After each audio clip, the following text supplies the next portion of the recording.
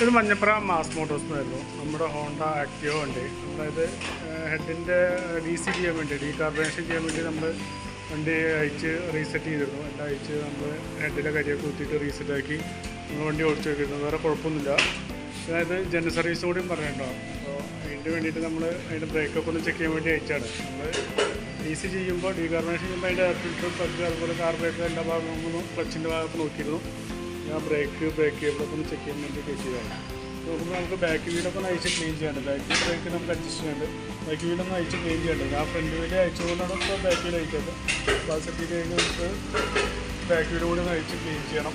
അതുപോലെ തന്നെ അതിന് ഫ്രണ്ട് ബ്രേക്കൊക്കെ ഒന്ന് ചെക്ക് ചെയ്യാൻ വേണ്ടി അയച്ചാണ്. ഫ്രണ്ടിൻ്റെ ബ്രേക്സ് കുഴപ്പമൊന്നുമില്ല, നമുക്കത് ക്ലീൻ ചെയ്തെടുത്താൽ മതി, വേറെ ഒരു കുഴപ്പമില്ല. ഫ്രണ്ടിൽ ഈ ഒരു ബ്രേക്കിൻ്റെ കേബിളേ ആണോ നല്ല ഔട്ടർ വലിഞ്ഞിരിക്കുകയാണ്. ഇത്ര ലെങ്ത്ത് വരെ ഈ കോമ്പി ബ്രേക്കിൻ്റെ കേബിൾ, അത് ഔട്ടർ വലിഞ്ഞിട്ട് ഫുള്ളായിട്ട് ഔട്ടർ വലിഞ്ഞിരിക്കുകയാണ്. അപ്പോൾ ഈ ഒരു ബ്രേക്കിൻ്റെ കേബിൾ നമുക്ക് മാറ്റിക്കളയാം. പിന്നെ അതുപോലെ ബുഷുകളൊക്കെ ഒന്ന് അയച്ച് ഗ്രീസ് ചെയ്യണം, വേറെ കുഴപ്പമൊന്നുമില്ല. അതുപോലെ ബാറ്ററി ഒക്കെ ഇരിക്കുന്നത് പുതിയ ബാറ്ററി 2024 ആംബ്രോണിൻ്റെ മോഡൽ ബാറ്ററി ഇരിക്കുന്നത്, വേറെ കുഴപ്പമൊന്നുമില്ല. അപ്പോൾ വേറെ വണ്ടി ഓടിച്ചെങ്കിൽ വേറെ കംപ്ലൈൻറ്റ് ഒന്നുമില്ല. അപ്പോൾ ബ്രേക്കൊന്ന് ചെക്ക് ചെയ്യുക, ബ്രേക്ക് കേബിളൊക്കെ ഒന്ന് മാറ്റിയിട്ടൊന്ന് റീസെറ്റ് ആക്കാം. ഓക്കെ, ഏതായാലും വണ്ടി ചെയ്തുകൊണ്ടിരിക്കുകയാണ്. ഈ കണ്ടീഷനിലൊന്ന് വാഷ് ചെയ്യാനും പറഞ്ഞത്, മൊത്തം അയച്ചിട്ടൊന്ന് വാഷിങ്ങും ചെയ്യാൻ പറഞ്ഞത്.